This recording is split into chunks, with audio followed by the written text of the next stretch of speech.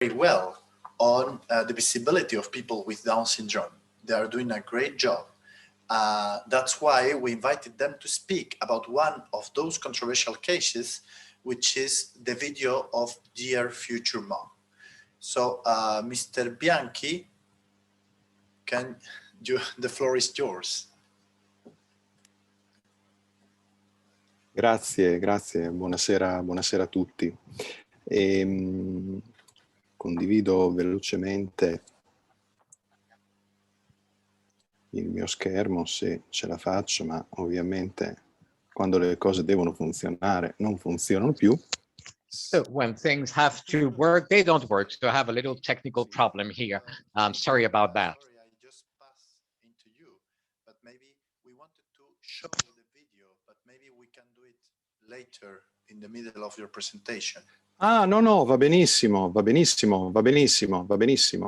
Should we start with the video? So Okay. if you want to share it before, we can see the video first.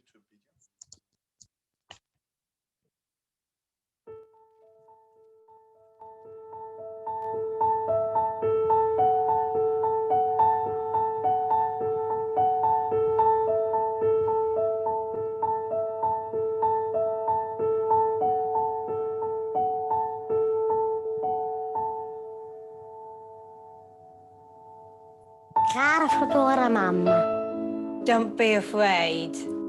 Tu niño podrá hacer muchas cosas. Podrá abbracciarti. Podrá correr hacia ti. il pourra parler et te dire qu'il t'aime. Il pourra aller à l'école. Como todos. Il pourra t'écrire si un jour elle est loin. Because indeed, he'll be able to travel too. Il pourra aider son père à réparer son vélo. Podrá laborar y ganar su dinero. Avec son salaire, il pourra t'inviter à dîner. O affittare un appartamento e andare a vivere da solo. A volte sarà difficile. Jak těžko. Quasi possible. N'est-ce pas pareil pour toutes les mères? Dear future mom, Tuo figlio potrà essere felice. Come lo sono io. Et tu seras heureuse aussi. Vero, mamma?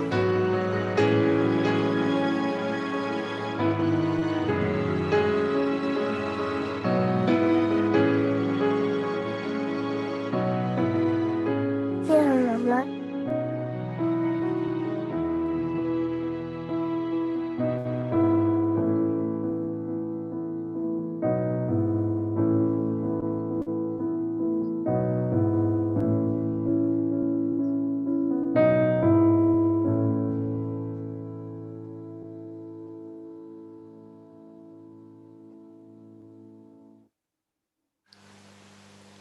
Thank you. That is a great video. The Cordown did a great campaign that Ricardo Bianchi will present, and after that we'll have Lucie Pacherie that will explain a little bit, because this video was censored in France. So this is a little bit our case. So Ricardo, if you want to start. Grazie. Come succede sempre in questi casi, le cose non funzionano mai come dovrebbero. Well, as I was telling you, things are not working as they should in spite of all the tests. It seems that I can share my screen and my presentation. Let's see if I can do that. Yes, it seems that it does work. So as Cordown, we have been aware for some time of the need to rethink the ways in which people with Down syndrome have been and are often still represented. In order to achieve full inclusion, it is necessary to break down deep-rooted cultural barriers to change the image of people with Down syndrome and no longer see them as eternal children, people to be cared for, and to shift the focus to the person and their potential and the value they can bring to the context with which they interact. In order to do this, it is necessary to completely change the narrative. And we have taken some action to develop new ways of communication with some external help, because we believe that changing society's perception of people with Down syndrome and their possible role in society is a profound cultural challenge, which can be strongly stimulated by a communication campaign. But it has also to be applied at a personal level in the lives of each of us every day. One second, I want to change my screen. From 2012 to the present day, all our communication has moved in this direction, taking a more defined path over the years. Dear Future Mom was the real turning point. So we have abandoned the use of ambassadors and slogans that were quickly forgotten at the end of the campaign. And we have decided to tell stories of people with which people could feel involved, also attracting the interest of the media, which help amplify the message. On Dear Future Mom, well, the Down syndrome is becoming a universal syndrome. We also see a gradual shift in focus from the world of children to that of adults. But it is true that it was quite obvious during the campaign called No Special Needs. It means that we have no special needs for those children. And we are answering to those children and adults, because adults have the experience of the difficulties of inclusion in the social world and labor market too. This is why we are talking about self-presentation and self-determination. It's very important in our campaign.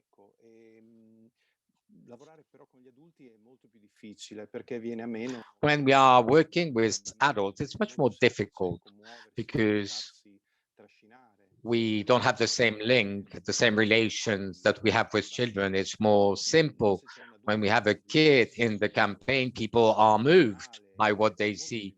But if you have an adult with his experience, his personal experience, it's much more difficult to include the viewers. And we have been working with different social networks and different agencies like Small New York, who helped us since 2012. We wouldn't have been able to build that campaign without them. So the idea of Dear Future Mom was born within Down from a letter from a mother with a prenatal diagnosis of Down syndrome, asking what kind of life her son would have. The answer was given to people with Down syndrome belonging to different age groups and from different European countries, because we had representatives from different European associations with different contributions in different languages, explaining why the son of that woman could be as happy as theirs. So the idea of Dear Future Mom is the right to happiness, a happiness often made up of simple things such as going to school, traveling, working, knowing how to repair a bicycle, or being able to offer a pizza to one's parents with the money they've earned. Things which, despite their simplicity, are not always naturally guaranteed to a person with Down syndrome like other people.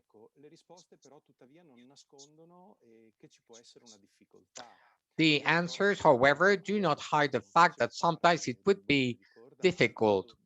And I remember that was a member of the board of Core Down when we saw that video, when a boy say it's going to be difficult, very difficult, almost impossible. With my daughter, I was living a period in which I was experiencing that difficulty. So that speech was so mine. And it's very difficult not to cry when we are listening to that video at that moment. It's very difficult not to remember those very difficult moments, but it's not the same for all the mothers. Difficulties to grow a child are not linked to Down syndromes. It's always difficult to grow a child, whatever is the context. Dear Future Mom, I had over 8,300,000 views on YouTube, including 5 million in its first week. Even today, when we are called upon to make intervention in schools, we start from this very video because the right to be happy is universal, above all, undefined. It may have a different meaning for everyone, but happiness is definitely the common denominator for all people. We all want to be happy. So apart from the situation they are living.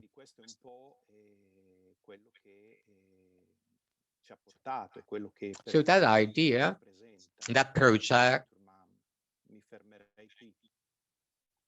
is a bit the core of Dear Future Mom. And I will stop here. It's a great video, as you saw. Almost every time I see this video, I'm almost crying. How beautiful it is! It is so good that you are working every year. I believe Core Down is doing a great video, doing a great job of communication. Some years they are much more funnier, others they are more emotional. But every year you are really good. So congratulations and thank you for this job that you are doing for improving the visibility of people with Down syndrome in Europe. I keep your idea of the right to be happy and the right to say it also. They say that they are happy or not, or as anyone else. Grazie. I will, now we have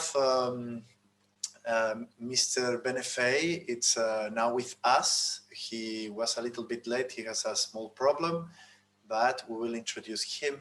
Mr. Benifei, he's a member of the European Parliament. He's working a lot in issues concerning people with disabilities. That's why we are very happy to having him here with us. He's the chief of delegation from the Socialist Party in the European Parliament, from the Italian Socialist Party. And he's also a member of the Conference for the Future of Europe. That's why it's really precious to have him here, because he can also translate our ideas to this citizen consultation that is the Conference for the Future of Europe. Mr. Benifei, if you can. Yes, hello, hi. Hello. Hi. Hi, thank you for this invitation. Unfortunately, today I spent around 3 hours on a plane blocked because of problems for departure. So everything was very complicated today to do because of this, but I'm happy I could join you, and I will try to give a little reflection, some elements for your discussion. And I'm sure we will continue working together as we have done already. I've been part of EU for Trisomy campaign. I met with a family with a child with Down syndrome. I tried to also disseminate your work on that. And as you said, I'm on one end, I'm the head of delegation for the Italians in the Socialists and Democrats group. I'm the the leader of the Partito Democratico of Italy. Maybe the Italians obviously know the PD, the Democratic Party, for the European Parliament, but I'm also the Vice President of the Disability Intergroup of the European Parliament. In fact, also very recently, I talked in the plenary of the Parliament about the UN CRPD, the Convention of Rights of People with Disabilities, regarding the issue of autism. But especially for Down syndrome, I know very well the topic from the perspective of the social inclusion, also in the employment sector. I have to tell you that I've been visiting and promoting and supporting, and in fact also today I was discussing about a cake shop in Italy that will be also awarded by the European Union as a good practice, where people with Down syndrome are involved in working. I have to tell you also that the conference on the future of Europe that recently started will need to debate how to make the European Union fitter for the time being, more able to confront the challenges of our time. This is the objective of the conference, to discuss how the European Union should change, should evolve. And for sure, we will be discussing also the rights of people with disabilities and people with Down syndrome. And I want to tell you also that when we look at the citizenship rights of people with multiple and different disabilities, we need to be convinced and working on the sense that we need to guarantee as much as possible autonomy and the capacity of determining their own course of action, for example, for training, for employment, for learning.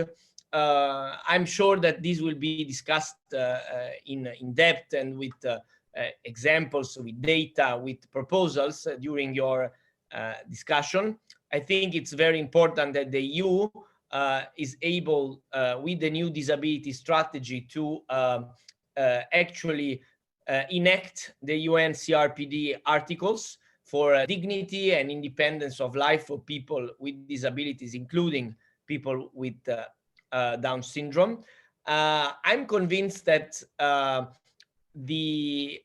not just the data that we know are very clear, showing that we still need to do a lot for inclusion, to have a European Union that is able to make everyone feel as a citizen, that is considered in a way to be a part of the society at the fullest.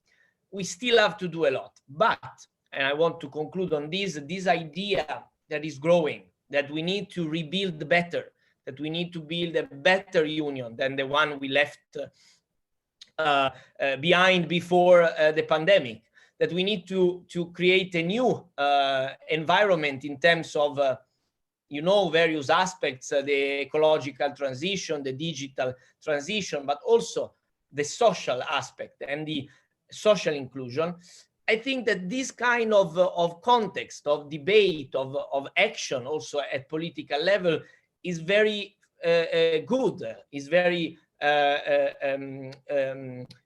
positive for debating, for discussing, and for finally deciding for better European action for people with disabilities, and especially people with Down syndrome. And I want to conclude by saying that I also work myself on a very concrete aspect recently when I was the rapporteur for my political group of the European Social Fund. That's an important fund that is used in the various countries. For example, in my own country, in Italy, by the regions, they manage the structural fund to do projects for people with various disabilities. And we did a good job at the European Parliament level with the other colleagues to ensure that there is more necessity and more binding needs for resources to be devoted to the needs of people with disabilities. Investing in people with disabilities is a stronger priority in the European social agenda. And we want to continue this way. And to do it in the most effective way, we need your support. We need to have occasions to meet, to exchange. I am happy, to having been able, I was called to this meeting only a few days ago, so I cannot stay because of other commitments, but I hope I gave some hints of what we are doing, and I'm sure that we can and we will stay in touch, and I hope that we soon will be able to meet again in person, also in the European Parliament, also with the European Disability Intergroup that we have been promoting with our colleagues, and with the EDF, also a Disability Forum and all the other organizations, and EU for Trisomy, that we can also meet in person, I hope very soon. Thank you very much. Thank you, Mr. Benifei. Thank you very much. We count on you to transmit the voice of people with Down syndrome in the European Parliament and also in the Conference for the Future of Europe. This is very important in this year to be acting in there. We come back to the video of Dear Future Mom. We had at the beginning the explanation of Mr. Ricardo Bianchi of the production and the ideas that they put into this video. Now we will go to the most controversial part, is why this video was censored in France and what is happening with this censorship. We have Lucie Pacherie, which is a lawyer in the Jérôme Lejeune Foundation, and she is also a specialist on bioethical questions, and she is the one in charge of the lawsuit that is happening of this censorship in front of the European Court of Human Rights, because they are protesting against this censorship. So, Lucie, if you want to take the floor. Merci. Mon propos s'inscrit donc dans la suite de celui de Ricardo. So I will follow the words of Mr. Ricardo Bianchi that introduced us, well, the video Future Mom and the state of mind in which it has been done. So I would like to share with you this very sad case of the French censorship of that video. Les personnes trisomiques 21 peuvent vivre People with Down syndrome can live a happy life. It depends on all of us. This message was spread in an unprecedented, unnoticed way by the Dear Future Mom video on the occasion of World Down Syndrome Day in 2014. The French version of this video, which featured 3 French actors with Down syndrome, was broadcast on mainstream French television for several days, reaching thousands of viewers. The worldwide craze for this video, thanks to the positive message of inclusion it conveyed, was global. And in all the countries where it was broadcast without any problem, except in France. In France, the Audiovisual Regulatory Authority censored this video.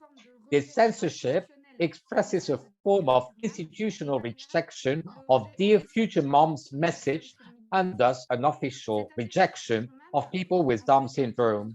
The Dear Future Mom affair illustrates the degradation of the mentality of French institutional leaders, and it is a clear manifestation of the incompatibility between the political message of inclusion of disabled people on the one hand, and a public policy of prenatal selection of children with Down syndrome on the other.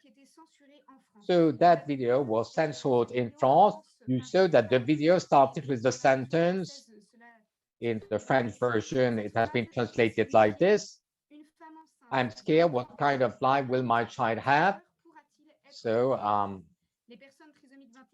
so people with trisomy 21 are telling us about their happiness and their difficulties. And this is why it has been badly interpreted by the media. The CSA, the French regulatory authority, has asked television channels not to broadcast this type of potentially controversial message in the future. And it could trouble women that decided to choose a different path. They considered this message of general interest and that it could appear ambiguous and not arouse spontaneous and consensual support. So the CSA preferred to limit the freedom of expression of people with Down syndrome to prevent the message of confidence for future parents of Down syndrome children in the name of the choice of women to be able to suppress their Down syndrome child before its birth. Only in France has a public authority censored Dear Future Mom's message on the basis of a political interpretation of the video in the balance of interest that pits the woman who can terminate her pregnancy against a person with Down syndrome who nevertheless has a much right to exist and to express herself as anyone else. The Fondation Le Jeune immediately brought this infringement of the freedom of expression of people with Down syndrome before the administrative judge.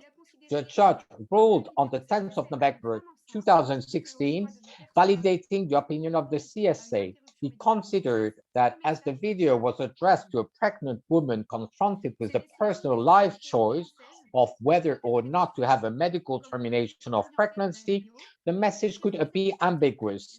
The French authorities interpret the question asked by the woman as, do I keep my child or not? At no point did the French authorities consider that the question is, what kind of life will my child have? It's quite simple.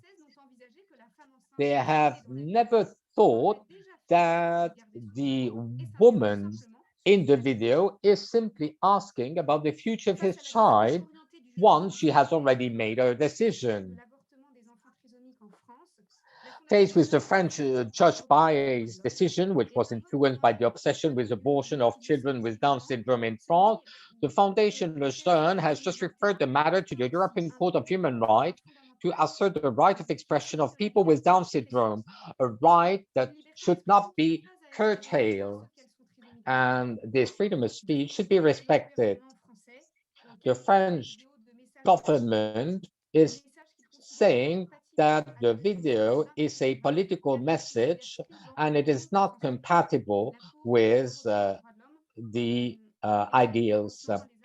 The European Court of Human Rights is right now analyzing the different arguments.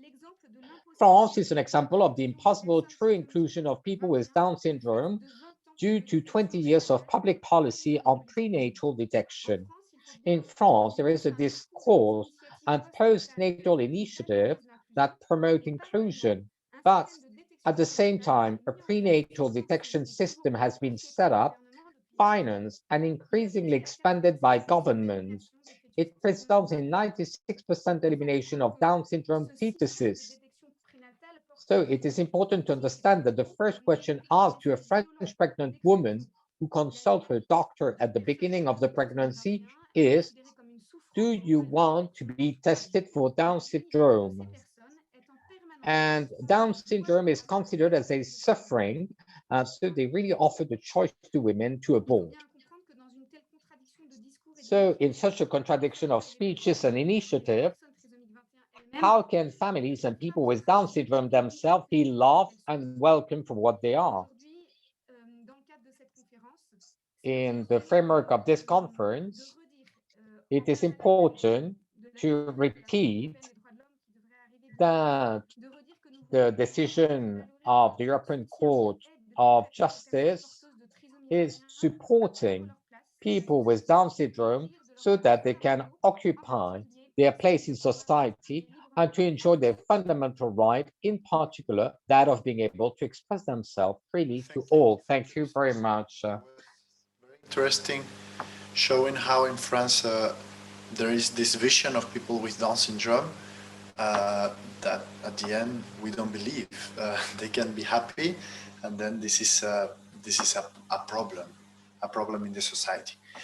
Now we go to Raquel del Barrio, which is a referent parent of EU for Trisomy 21 in Spain, and she has a degree in law, specialization in human resources, and also he is a general administrator of the state. She's a mother of 3 children, and their youngest child is 4 years old and has trisomy 21. She has created a great project in Spain, which is called Mamá Extraordinaria, that is working in the same purpose as EU for Trisomy 21, making Down syndrome visible and normal in the society, and helping mothers to live their extraordinary maternity. She is very active on Instagram. You can follow her on Mamá Extraordinaria. And she's going to speak to us about 2 controversial cases, 2 discrimination cases, that happened very close to us just a few weeks ago. There was a case of Richard Dawkins' speech, and then there was a case in Spain some months ago about a journalist called Arcadi Espada. So Raquel. Muchas gracias, Antonio. Buenas tardes Thank a you todos. very much, Antonio. Good afternoon, and thank you for counting on me for this conference. The topic we are going to talk about is something that unfortunately is increasing in different countries, such as controversial statement about people with Down syndrome in the media. Statement made by public personalities. They stigmatize and they give a vision far removed from reality of what the situation is, and it is leading to humiliating, insulting, and discrimination. So we have 2 examples.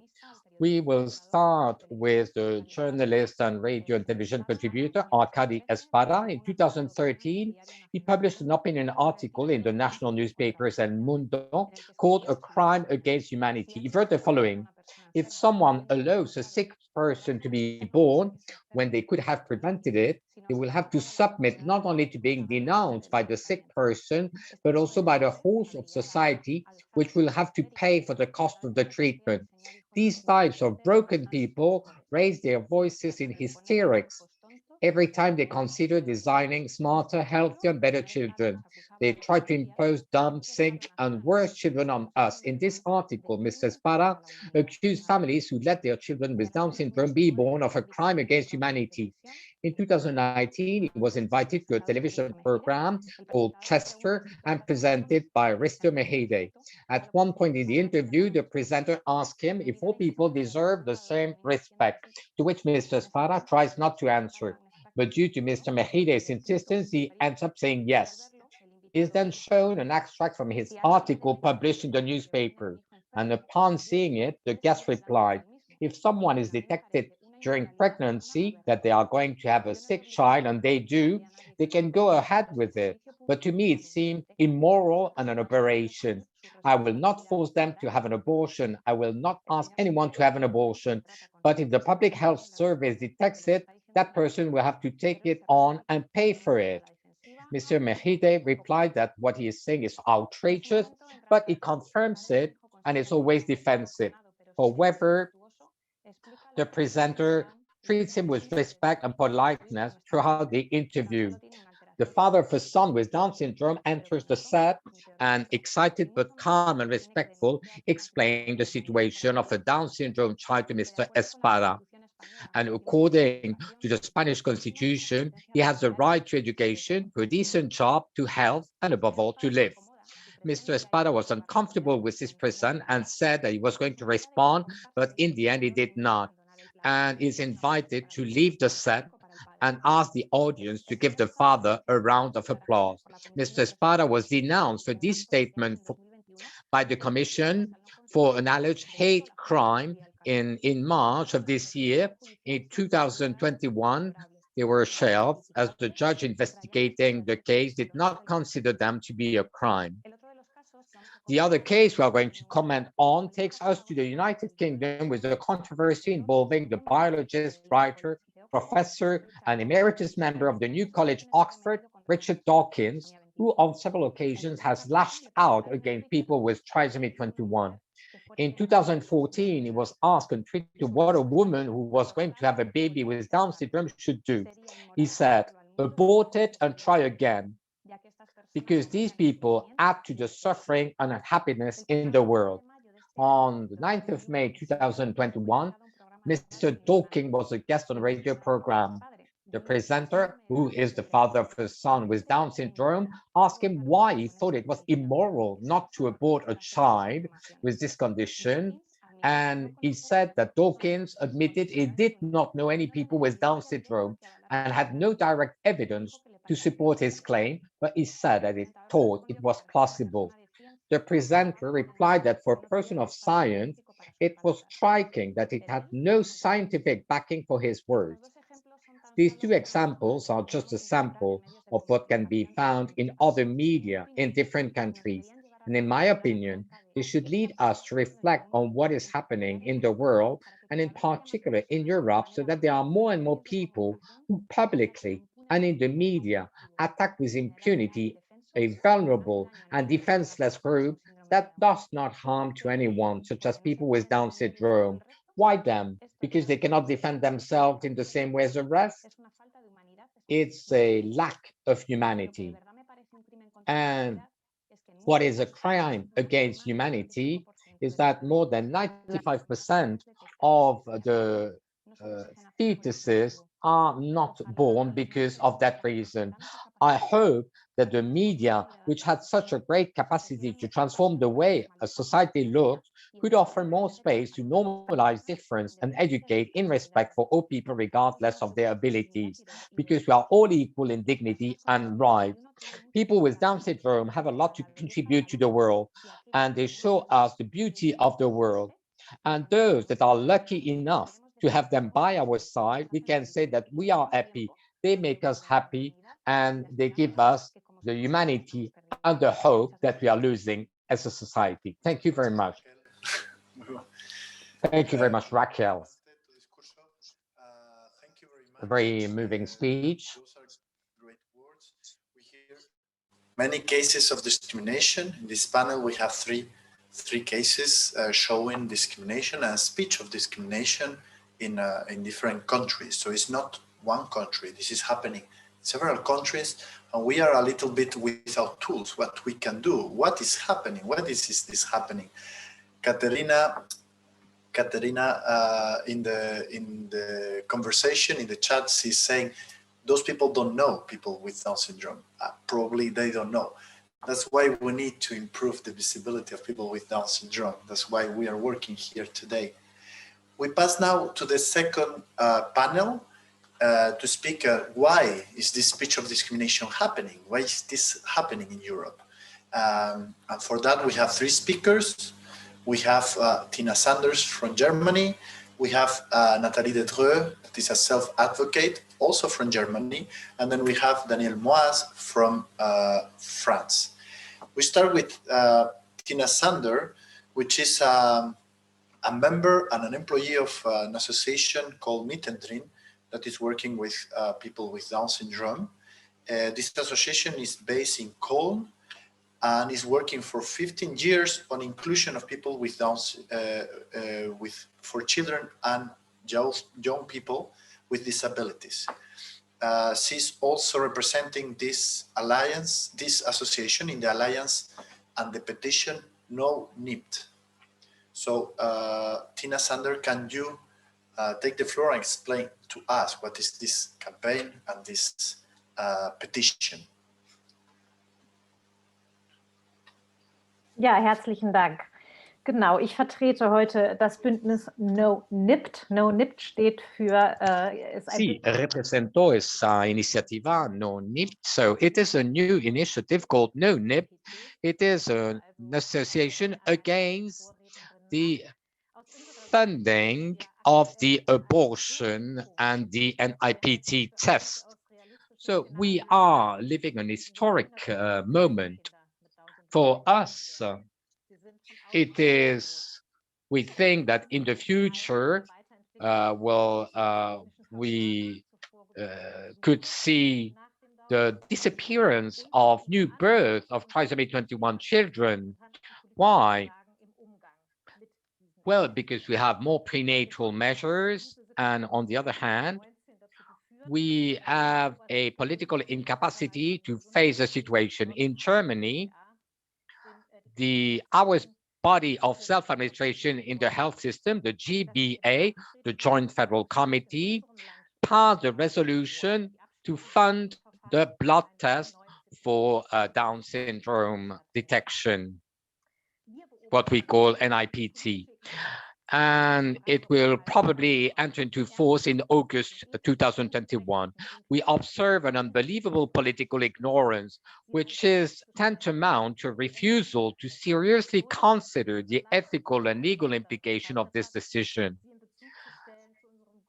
They are not taking into account the UN Convention on the Rights of Persons with Disabilities. So it is also important to link it to the basic German law and to the social code, which stipulates that only services with a therapeutic benefit may be included in the catalogue of health insurance. But where is the therapeutic benefit of this new NIPT test? We need a public debate. It's a true challenge because in our society, we have a shameful defensive attitude towards disabled people. The whole debate is done behind closed doors in the consultation of our doctors. And the highest level of the administration of the health system, the GBA, is acting on a strictly scientific basis, is basing its decision on prejudices rather than on scientific evidence. Now the fear is the only basis to design this new NIPT test. It is only based on the assumption that the life of a child with Down syndrome is a burden for the families. However, there's no evidence. The only study that was conducted in Germany is showing that life with a child with trisomy 21 is a slightly higher satisfactory life than the average of the population. And it is on this shaky ground that a lot of abortions are being performed. It's during this panic, during this period of 12 weeks, without prior clarification through invasive diagnostics, for example. In this initial situation, we decided to create our No NIPT Alliance. The civil society actors gathered in this alliance to know each other around, the decision of those banks and health insurance companies, and they've created a campaign called 100 Voices for No NIPT. We want to contribute to the visibility of this important issue. We want to counter the depressed silence of the majority society on this topic. What have we achieved so far? We are all workers. We have worked on Twitter with 45,000 followers, 30,000 in Facebook, 10,000 on Instagram, and 17,000 visits on our webpage. I will try to share my screen so that you can see the images of our campaign. So here we can see it now on the screen. So this is the question that we are raising with our campaign. So we have this question: prenatal diagnosis, selective prenatal diagnosis. Do we really want it? This is the question that we are raising to the campaign. You can visit the webpage nonipt.de. It's in German, but at least you can have an idea. We see some examples. We have Nathalie Dedreux, for example. We know each other, we are colleagues, we are activists, and Nathalie is saying, we don't want a selection of people with Down syndrome and an elimination of those.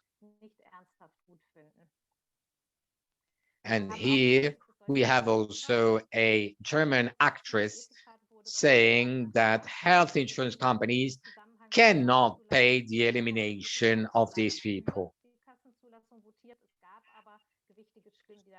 So we have a situation in Germany and in which the majority of the population was in favor of those prenatal tests, but some of the people were not in favor. Like, for example, Ms. Graumann, who was in favor of our campaign, and she supported us. We also have the director of one of the most important theater in Germany. And we also have Harto Hackenthal, is a person with Down syndrome. He does not understand why the society thinks that it is so bad to have Down syndrome and why the society wants to ignore a Down syndrome. And we have lots of families with Down syndrome's members, and we have also teachers working in inclusive schools supporting us. We also have the chairwoman of our organization stating that the pressure on women is stronger and stronger to make sure that they don't give birth to children with Down syndrome. And here we have again that question, why didn't you avoid it?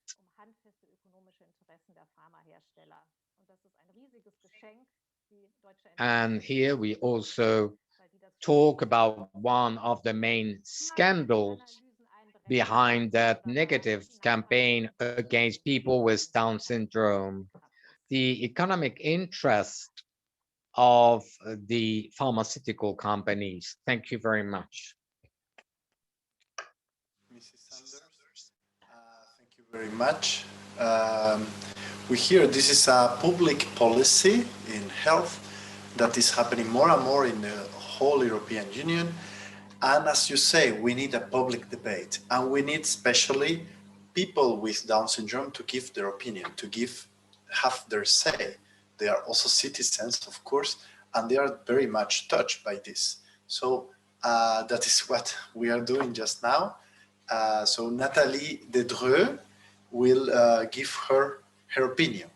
She is a self-advocate. She is an activist. She has participated in many campaigns. She's almost a politician, I could say. She's a journalist at the Orenkus, and she has participated in other media also. And well, she will tell us her opinion on the visibility of people with Down syndrome in Europe. Nathalie, the floor is yours. Yes. So, okay. Hallo, ich bin Nathalie Dedreux. Yes, hi. So I'm Nathalie Dedreux, and I have Down syndrome, and I'm 22 years old, and I'm from Cologne, and I'm an activist and also a journalist with Down syndrome, and I fight for people with Down syndrome, and I'm also on Instagram and Facebook and I show how cool it is to live with Down syndrome. And I also work for Orenkus magazine and for the Touchdown 21 Institute, where we do research on Down syndrome. People with and without Down syndrome are doing research together. Orenkus is a magazine where only people with Down syndrome are writing. And I also check the text written by Anne in easy language to make sure that they are understood. And how do I work when I check the text in easy language? A translator is translating a text into easy language. Then we check the text. And this is the work that I'm also doing. We are reading it together. And we make sure that it is easy to understand.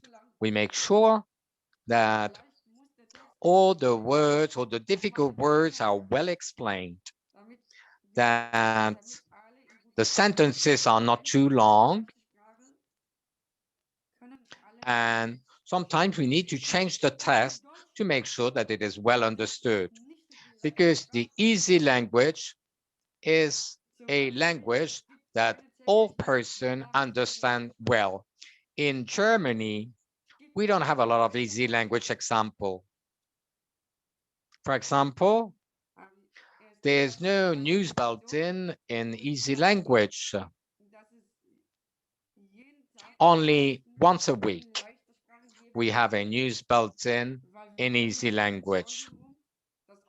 Now we also have a proposal asking for more news bulletin in easy language every day, because people with Down syndrome, most of the time, they don't understand what is said. Moreover, lots of people are speaking too fast, and that's why people with disabilities often can't keep up. That's why it's important that it is translated into easy language for us, and a translation of the news too. You can sign the petition and support us to make sure that we can have news in easy language every day.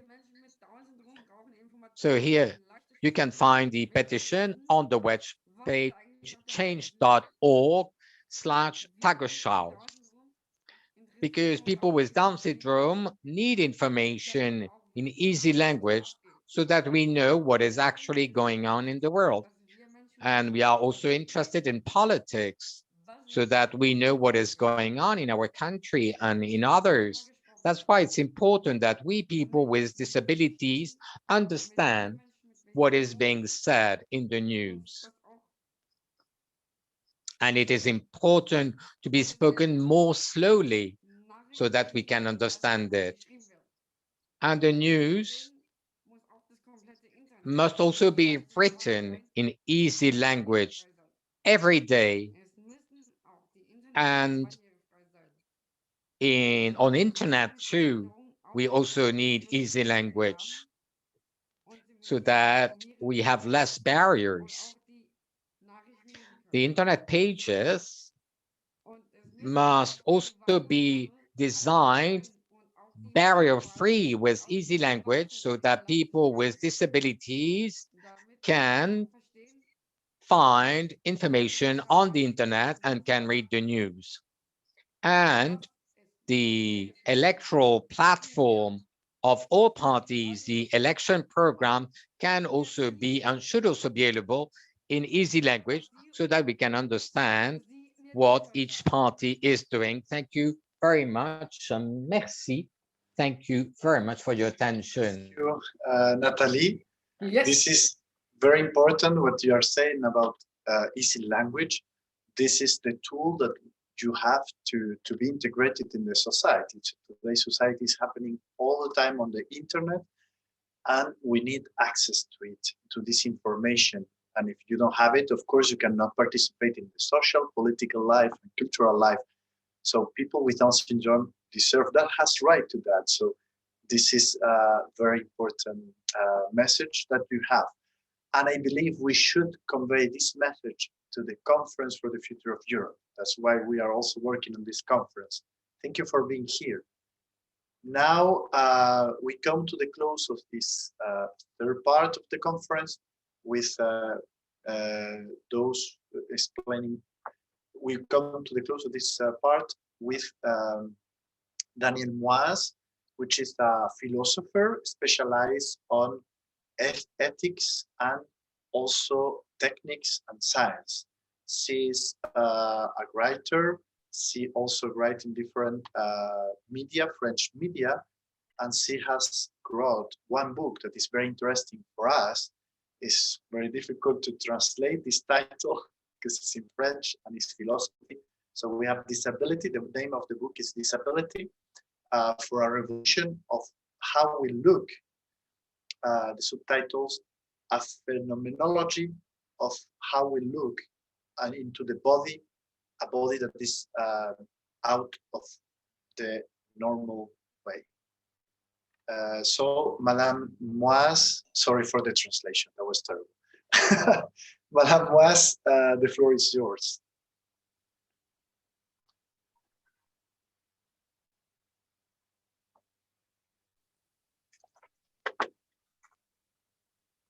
Bonjour à tout le monde. Alors, So, hi. I don't know which book you were talking about, because I have at least written one that is directly linked to this meeting. It's a book called Handicapped People Facing Prenatal Diagnosis. And it's a book that is the result of research that I've done 20 years ago, during which, with Nicole Dedreux, who was a researcher in INSERM Institute, we decided to interview handicapped people. They were not Down syndrome people, but physically handicapped people, because we wanted to avoid any accusation of manipulation of this kind of thing. So we, in the specialized press, we decided to launch a call for handicapped people who wanted to express themselves on the prenatal diagnosis. And listening to the testimonies that I've heard before, it is a confirmation, a dramatic confirmation of the testimonies that we collected, because out of the 50 people that we interviewed, they were all French, Swiss, and Belgian in the French-speaking countries of Europe. 32 persons expressed the feeling of aggression during the mechanism of prenatal testing. So I was listening to Mrs. Sander saying that she is fighting in Germany to make sure that it is not recognized by social security or by health insurance, that it should not be assumed by the public sector. In France, it is, and law is saying that it is possible to abort anytime when being diagnosed with when we are diagnosing a handicap during the pregnancy. But what is a handicap? What is a severe handicap? What is the difference? It is a subjective perception of the situation, but it is also conditioned by a series of social factors, by the history itself, And the result in France is that, as Lucie Pacherie said before, in more than 90% of the cases, when we have a Down syndrome diagnosis, it is leading to abortion. So obviously, it is leading to a lot of ethical problems, as you can imagine. And what was really moving in the testimonies that we collected is the expression of that aggression during that testing for handicapped people and the absence of judgment from the families. Elles avaient tout à fait conscience du fait People que that dans interviewed were fully aware of the, la nôtre, en tout cas en France, et je crois dans in the situation in France and in lots of European countries where they are following up the pregnancy with lots of testing and also counseling, trying to diagnose abnormalities to make sure that there was no issue while giving birth or to treat fetuses. And lots of doctors that we met during that research told us that they were scared of the change of the situation towards a system of systematic elimination. And it was already the case 20 years ago. And what is quite striking in the discriminatory cases mentioned before, it is the fact that there is a kind of change in the guilt. And Dear Future Mom video is not saying that it is forbidden to abort. It is saying that a future is possible and a happy future with Down syndrome people or disabled people. But in France, this message is not even emitted. So it is seen as putting the blame on people aborting. But I must insist, the people that we interviewed, in spite of the existence of that system saying that there's no life possible with a disability, it's better not to live than living with a handicap, in particular with any Down syndrome. These people told us that we need to work on the representation. We need to work on the collective image of that group. And what is quite dramatic when listening to the example that we've heard before, that a university professor is saying that it is a crime against mankind to give birth to a disabled person. I'm sure that he would also be able to criticize any kind of disability. And I would like to remind you that crime against mankind in the past, in history, is the massive elimination of people with a handicap. So there is a change in the guilt feeling that is quite striking. So how can we exit that situation? We are trying to talk about that. We should not hide. I mean, it's not going to be easy. The pressure to standardize is enormous.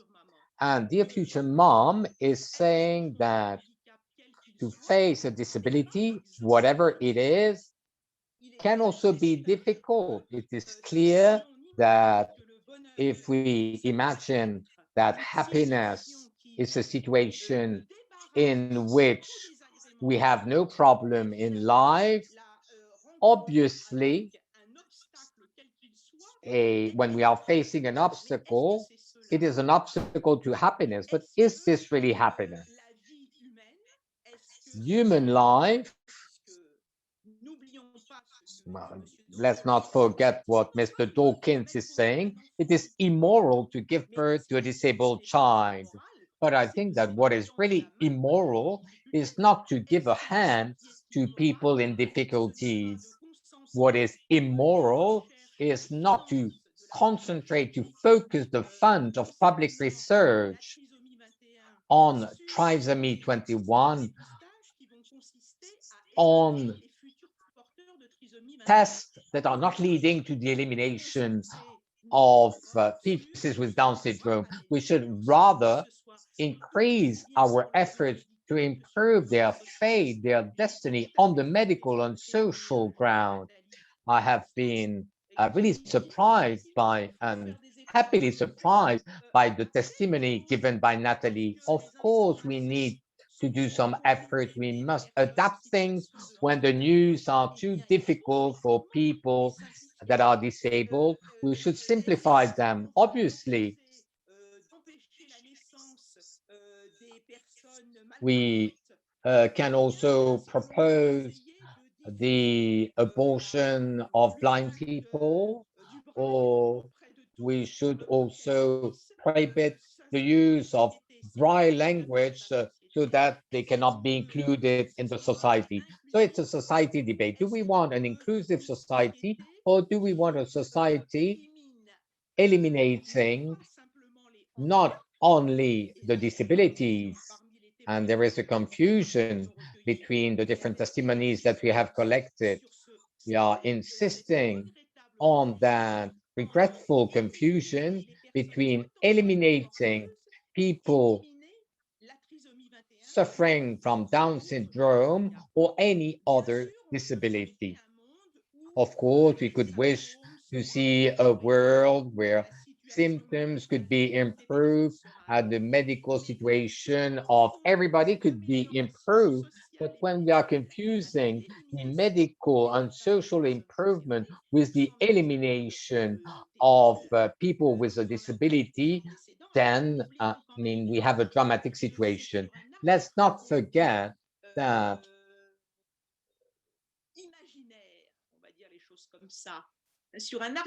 let's not forget that there is a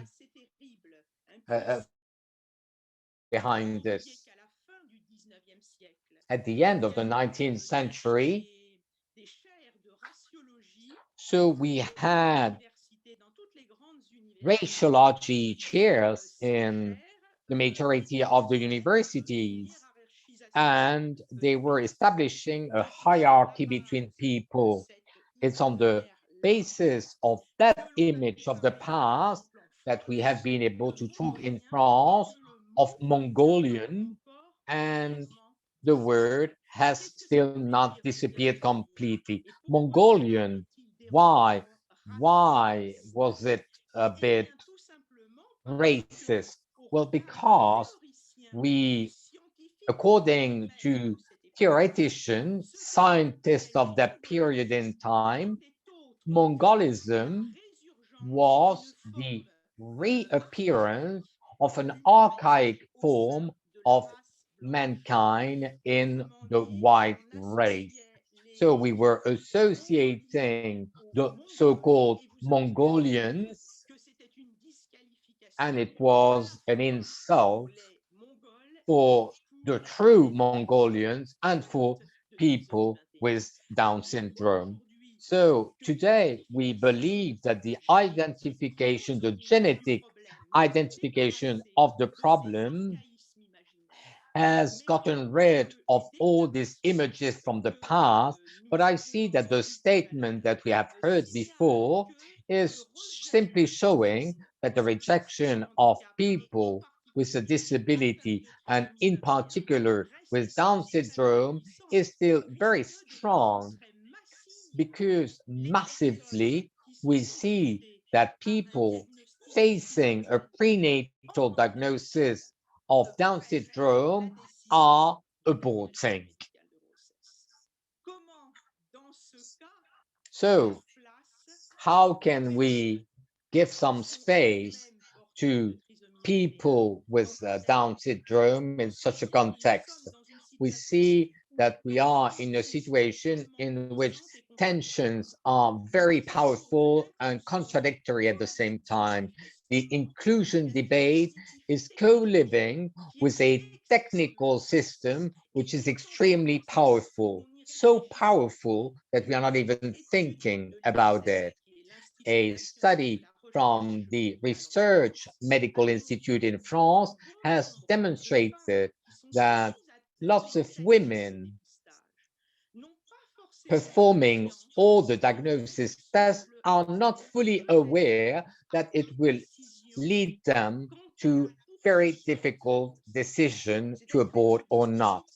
So the system itself exists without a time to think about it, without the time to think about a history on disabled people, on what it means to be free.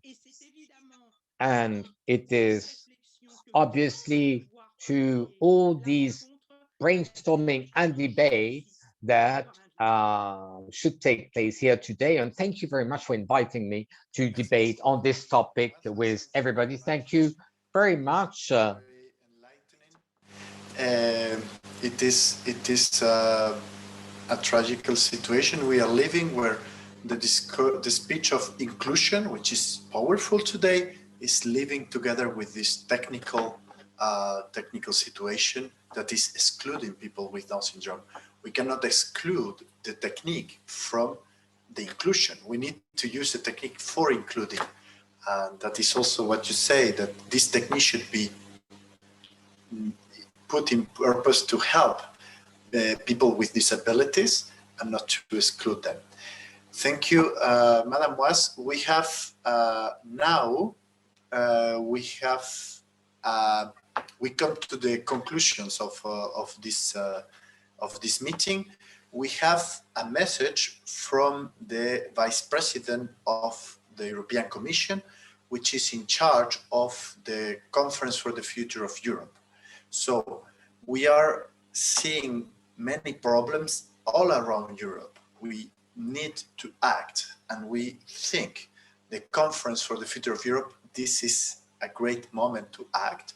And this is the Vice President of the European Commission that is telling us how to act and how important it is to act in this platform that is the Conference for the Future of Europe. So if you can introduce the video. Thank you for the opportunity to address your conference on improving the visibility of people with Down syndrome. I applaud your efforts in this area and appreciate today's discussion on how to promote dignity and favor the visibility of people with trisomy 21.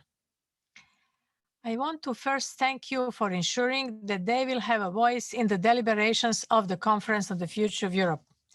By registering today's event on the multilingual digital platform of the conference, you offer citizens across the European Union the opportunity to deliberate with and about people with trisomy 21. The European Commission is serious about the values of the conference, one of which is inclusiveness. The conference, quite simply, would not be complete if we did not hear from all citizens of the European Union in all their diversity, including people with trisomy 21 and those advocating with them and on their behalf. Indeed, the conference builds on work at the European level. For example, the European Strategy on the Rights of the Child is a key instrument to better protect all children, including vulnerable or disabled children, by helping them fulfill their rights and to place them right at the center of European Union policymaking as agents of change. We are determined to ensure that our democracy is fit for the future. The conference is part of the European Union response to this challenge and a sign of a new thinking at the European level. The conference helps to answer the call of citizens for a greater role in policymaking in the European Union beyond elections. The conference does not replace representative democracy. It only reinforces it and makes it more responsive. This conference is a unique and innovative exercise in deliberative democracy at the European Union level. It has never been attempted on this scale before. Through the conference, we bring citizens into the heart of policymaking in the European Union to shape the future union they want to live and work in.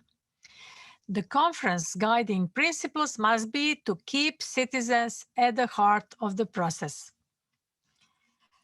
And the conference itself is a truly bottom-up exercise. Everyone can participate. Citizens, civil society, organizations, and communities like yours are at the heart of the deliberations. In order to take account of your views, we have set up an innovative framework structured around three main components, what we call 3Ps. These are the platform, the panels, and the plenary. This is an unprecedented opportunity for each and every one of you to submit your ideas, opinions, and proposals to contribute to this transnational debate. The platform, the digital hub of the conference, can serve as a discussion space where your ideas can be further discussed and shared. The topics on the platform are wide and include, among others, health, values and rights, social justice, education, culture, and youth. But there is always the other ideas where people can contribute on other topics not covered. And I look forward to reading the outcomes and ideas from this event that you will submit to the platform. The conference is based on the values of inclusiveness, openness, and transparency. I want the conference to reach out and engage with citizens from all walks of life, from the mountains to the islands. We have a particular focus on young people and the most vulnerable. And when the conference draws its conclusions in the spring next year, the work does not stop. This is the moment when the European Union institutions will reflect on what the citizens have deliberated and how best to follow up on it.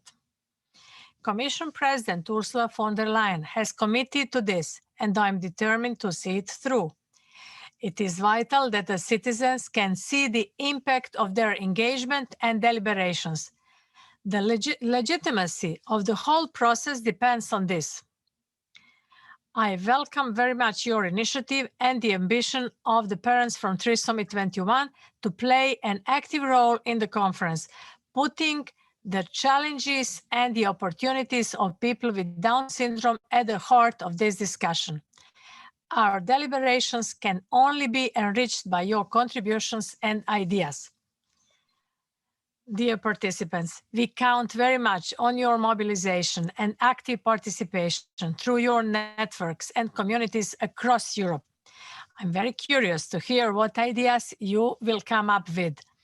Thank you for making the voice of people with Trisomy 21 heard in the Conference on the Future of Europe. Good. That was the message of Mrs. Dubravka Suica, Vice President of the European Commission. She couldn't be here today with us, but she wanted to give us this message. And we are in contact with her, which means that, in fact, all the conclusions of this conference will be sent to her, and she's hearing to people with Down syndrome. She's really interested in having our opinion about Europe and how Europe could improve the lives of people with Down syndrome. That is very important. That is why we have to work on the Conference for the Future of Europe.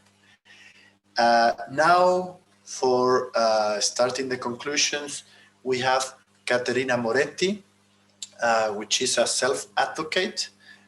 She has several nationalities, I believe Spanish, Chilean, and Italian. She's a professional speaker in radio. Y también, por si acaso. Caterina, espera un momento, te presento. She's a digital influencer, and she created a campaign called Down por el mundo, down around the world.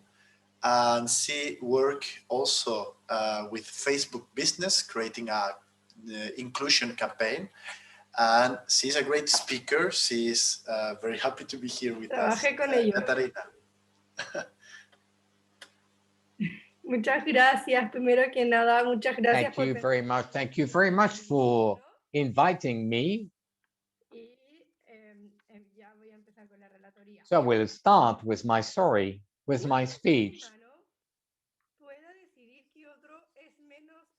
I think that we cannot say that other human beings are not as important as me to be born. Why are some people entitled to decide which group of human beings can live or should die because they think that we are different to what they expect?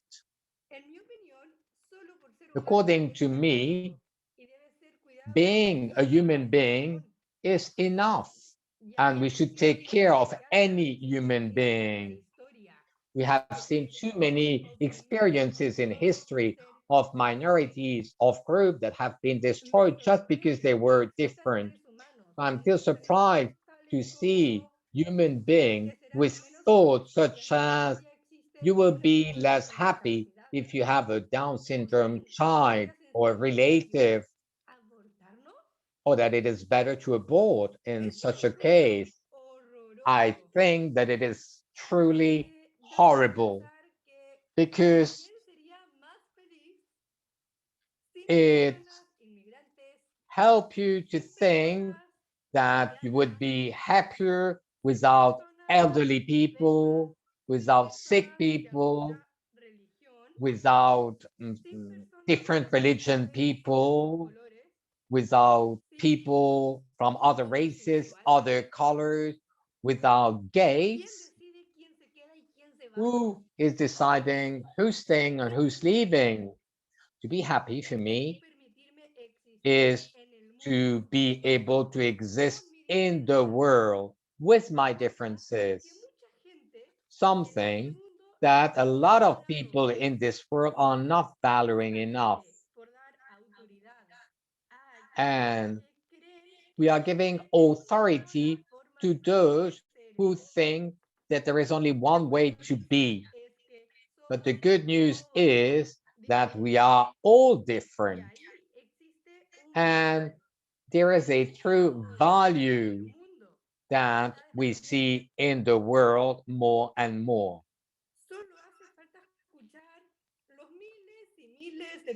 We can listen thousands and thousands of testimonies of families declaring that after the birth of their child with Down syndrome, their life changed and that they are happier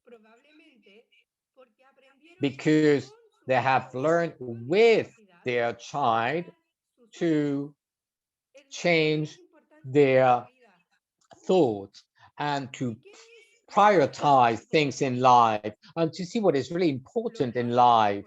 What is really important for me is to defend the meaning of life, is the meaning of love, of trust, of commitment, where we all have the possibility to bring something in the family, at school, at the university, on the labor market, in the street, in all the public and private spaces, and in the world in general. During the last 30 years, we have shown that there are equal opportunities for us. We are learning. We are generating positive changes in the environment in which we are living, working. I'm not saying it. Research, updated research are saying it. But numbers in relationship with our rights to live are inconsistent with our victories.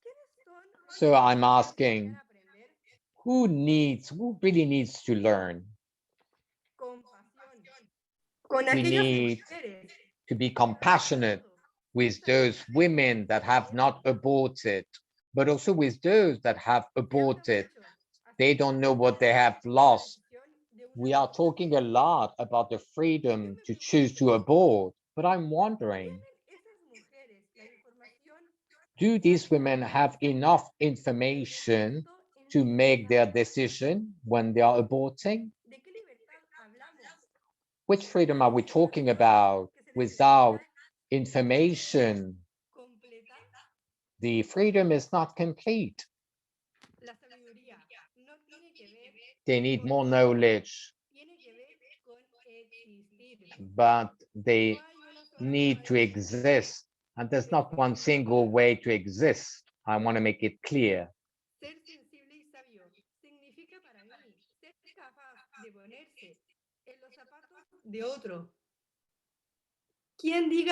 So, who is telling us that we are the cause of unhappiness? It seems that they have never been in our skin, and they are far from knowing the true knowledge.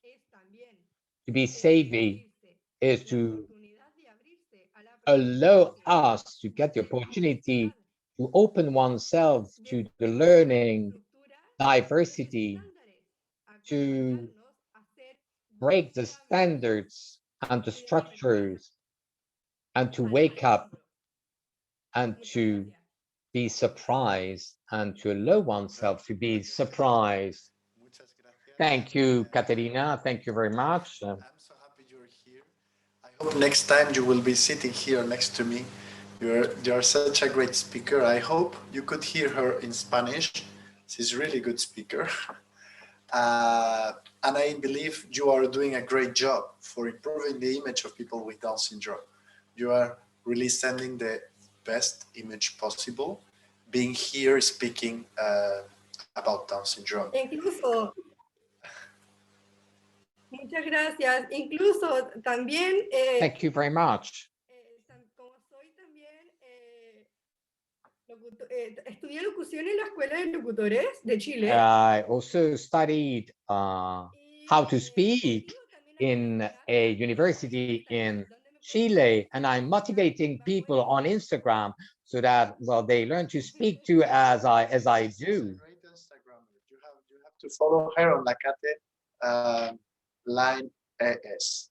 So see, it's great. Thank you, Caterina. We have now very small time for questions because we are quite late already. I'm very sorry. Before passing to Madame Maxova conclusion, as we are a little bit late, I will ask the questions myself. I received some questions there, and then we'll ask them. We have one question from, well, this is quite similar question from Belgodere and Agustin Maria that is saying, thinking in terms of European policy, wouldn't it be more practical not to insist so much on eugenics or anti-abortion arguments and focus on the Convention on the Rights of Persons with Disabilities, in specific legislation that avoids this discrimination in our countries? The two approaches may be complementary, but the first generates today a lot of social rejection. And instead, the second have more options to lead us to concrete policy and not discrimination of people with Down syndrome. So I believe this question could, but it has to be very short. Maybe Mrs. Sanders could say a word, or maybe Raquel also. I don't know if you are still there. Ich sage gerne ganz kurz was dazu. Ich glaube, dass man das nicht trennen kann. Yes, I'm pleased to answer. I think that you cannot separate both things, because if we decide to pay for the elimination of people with Down syndrome, then it cannot be related with the Convention of the UN. We are violating the rights of people with Down syndrome, so we cannot separate one thing from the other. So what we say is that we cannot promote the early detection of the potential existence of Down syndrome, because it is a pre-analysis of the person, and it is violating the rights of people with Down syndrome or with a disability. Because we are not only talking about the fetus, we are talking about the families with family members with Down syndrome, because we are reducing their values. What would happen if the banks and the insurance companies could fund a test to detect a child homosexuals, for example? So we have two standards here. Thank you, Tina. Raquel, if you could say a small word about also improving the image of people with Down syndrome, because it's true that this is the whole point of our campaign. We want to work much more on that. It's true that today's conference was a little bit too negative, but the topic is sad. Raquel?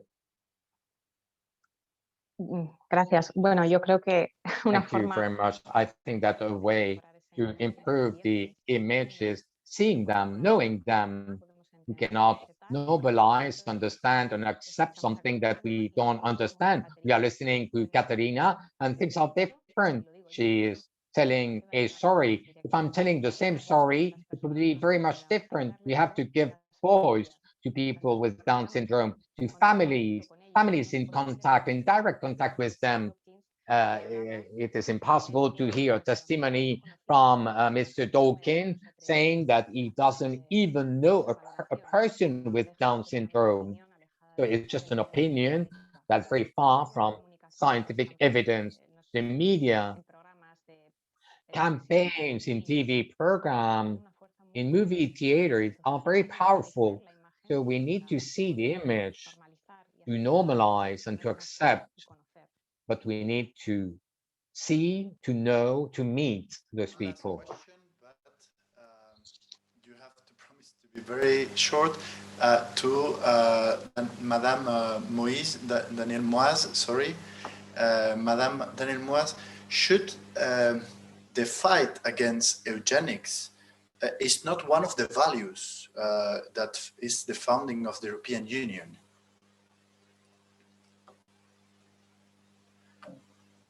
En français, je vous la répète, la lutte contre I repeat it in French. The fight against eugenics shouldn't be a value, an essential value for Europe. I'm sorry, I did not. What did you say? If the fight against eugenics should be an essential value for Europe? Yeah, it should be. But unfortunately, we have a sensitive differences between the different countries, because as far as I know, in France, we are in a situation in which, well, you know, one of the main eugenics experts in France, Bachet de la Pouge, it's his name, he was speaking of the word selectionism. Is the same. To select and eugenics is the same thing. And we are living a period of selectionism, not based on obligation. There's no obligation, even in the countries where it is possible to do so, because the law is authorizing you to do so. But the technical possibility is given when the law is allowing it. It is the power of law, because in Germany, we are still saying that we should not authorize this. But if tomorrow in France we say we cannot authorize this, we will have quite a violent reaction, I think, at least. So once we are in this new system, it's very difficult to go backwards. We should change the representation. We should show what the two girls, the two fantastic girls have shown. They have a life with their difficulties, with their disability, but like any other people, like any other person. But when people are not existing anymore, when we are not giving the voice to people, when somebody is saying that it's a crime against mankind, and I insist that crime against mankind was eliminating people, disabled people. It's something that has been declared as a crime after the war. So now there is a change in the situation. We cannot authorize ourselves to say such a thing because we are not seeing them. The question of visibility is very important. We cannot say the same thing when you are facing somebody with that issue, that when that person is absent. In France, I have been struck because a lot of years ago, they were talking about disabled people without the attendance of disabled people in the forum. I mean, I would like to know who would dare telling those two girls that we've heard that they have a life that is less happy than yours. So it is very important to give visibility to these people. This system is very powerful because they don't know what they are talking about. They don't know who they are talking about. Georges Bernanos, who is a very important French writer, was saying that today the power of weapons are more powerful because we don't have the victim in front of you. So we can kill 1,000 of people just pressing one button, and we wouldn't do it if those people were in front of you. And it's the same thing here. If Down syndrome people, we are not talking about their face, we are talking about their facial features, which is not nice. So it's like if it was not a human face. So we should really make them visible in order to change our mind, to change the mind even of university professors. The university professors cannot say that to give birth to a Down syndrome child is a crime against mankind. It's historic blindness, and it's terrible. So the only thing to do.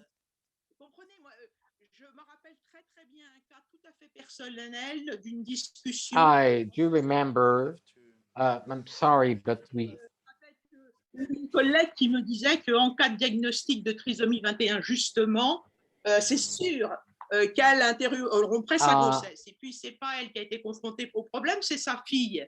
Et le diagnostic n'a pas été fait. And so once the child was born, the speech completely changed. It was a true child. It was not a disease. It seems like we are eliminating a disease. It's not the case. We are eliminating a person, a human being. So we need to make some efforts to make them more visible.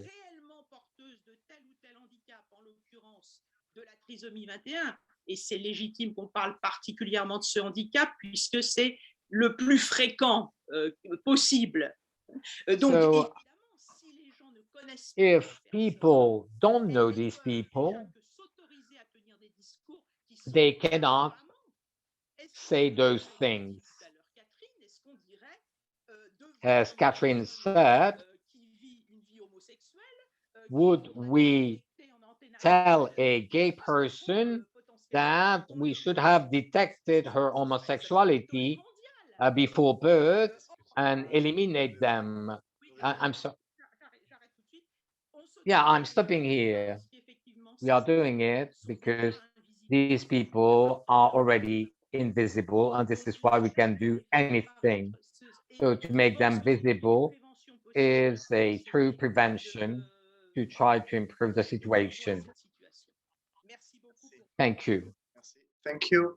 This is very interesting. The selectionism that you told us, this is very interesting. And especially how we have to work on the image and the visibility of people with Down syndrome. This is our only way forward. Now we have Madame Radka Maxova.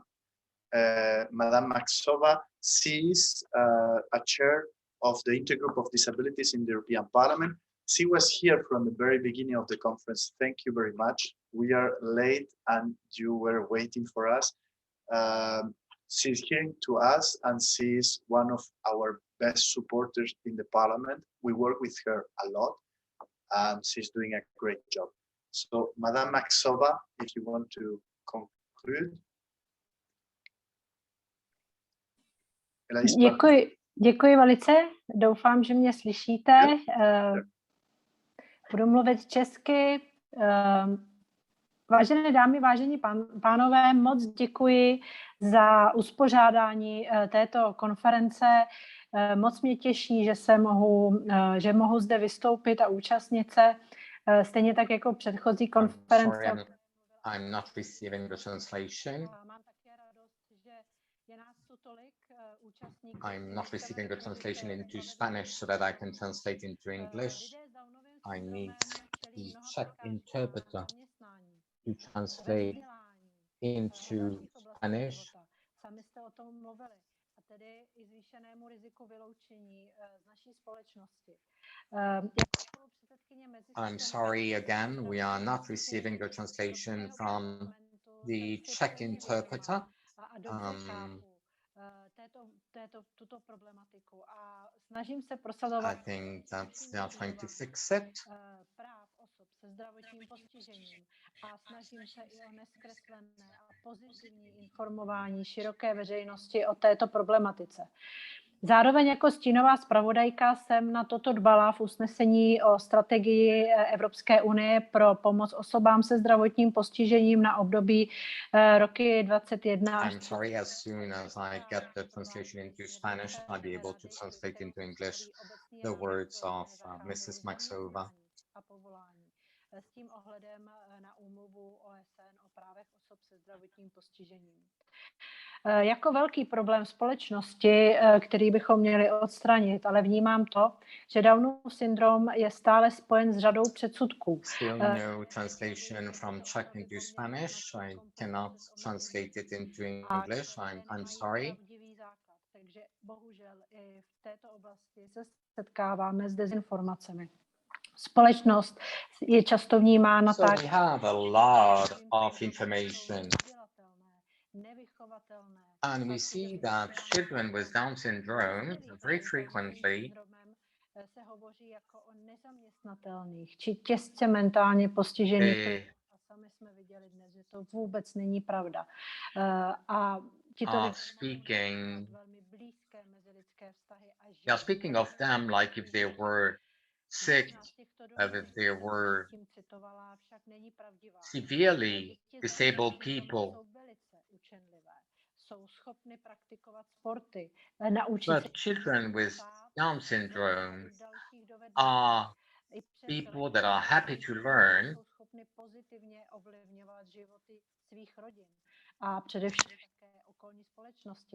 and they can participate to the society they are living in.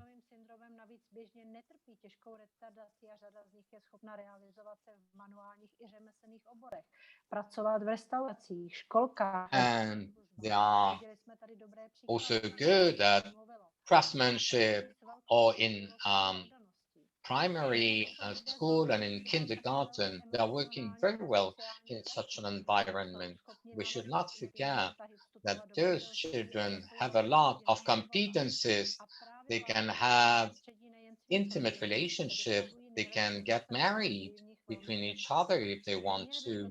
So all these possibilities are open to children with Down syndrome and to persons with Down syndrome. So they shouldn't put in different environments that are different from their own environment, from their families. Které se každý rok velmi ráda účastním a snažím se do ní vlastně vtáhnout co nejvíce lidí, především z politické scény, aby i oni začali vnímat problematiku lidí se zdravotním postižením. So they need to participate to all the activities, to the political parties, so that they can understand the true extent of the problem, of the situation of people with Down syndrome. Individualita činí tento svět krásnějším, barevnějším, inspirativnějším a boří tak předsudky, které jsem zmínila. Kdybych teď měla hovořit... We should fight against any discrimination. O které tady mluvili moji předchozí předřečníci, k tomu, abyste vy sami nám poslali problémy, které vás trápí. Co pro vás může Evropská unie udělat, co pro vás nedělá, kde můžete pomoct vy, kde můžeme pomoct my vám. What can the European Union do for you? What is the European Union doing? What is the European Union not doing to help people with Down syndrome? What are they doing for those people with Down syndrome? Well, we should try to make a positive campaign about people with Down syndrome. Nejen Evropské unie, ale i jednotlivých států. A pomožme také bourat stigmata. A pomožme zvýšit začlenění všech do naší společnosti. Ještě jednou vám velice děkuji za konferenci. We need to improve inclusion. A věřím, že se potkáme na konferenci o budoucnosti Evropy. And I hope that we will all participate to the conference on the future of Europe face-to-face or remotely, so that we can go on talking about that very important topic of the visibility of Down syndrome people. And I hope that we will count on your collaboration. Thank you very much. Thank you very much. It's an honor to have you with us. Concluding this conference, I just want to add very shortly. Today we discuss on the problems, many problems we are facing, the community of people with Down syndrome. This is a very, very negative message, maybe. I don't like to focus on that. Now, that is the point we want to focus, is there is a path forward. We can go, and the European Union is offering us a great opportunity to improve the image of people with Down syndrome. We can do it in the Conference for the Future of Europe. We can work on that. We have to go and be very active. So I invite you, now we are sending you the link on the chat to register on the Conference for the Future of Europe. This is a platform like Facebook, and give your opinion. Give your opinion as parents of people with Down syndrome, and give your opinion as people with Down syndrome. Even if you don't understand what is happening, then say it. Say, I don't understand. Please help me. So like that, the European Commission should take action and should offer easy language. That is the way we should say, please, can you translate that to easy language? So now is the moment to be very active. Go and register on this platform. And in the following months, we will, with your help, try to organize a huge campaign on this platform to speak about people with Down syndrome, and having people with Down syndrome speaking their opinion on how Europe should help them and how Europe should help their families. Now is the moment to go. The first step that you can do very easily to start to know this platform, we are publishing also the link to our conference, this very conference, and you can go first register and then make a comment, like in Facebook. Say your opinion, say just it was great or it was terrible. Maybe we did a terrible work, but say it in there. And we will start showing what people with Down syndrome thinks and believe and hope from the European Union. So thank you to all the participants. Thank you to all of you for being here. And I hope to have your support for the whole campaign that is starting now to say to the European Union what we want. Have a nice evening. Bye. Thank you very much.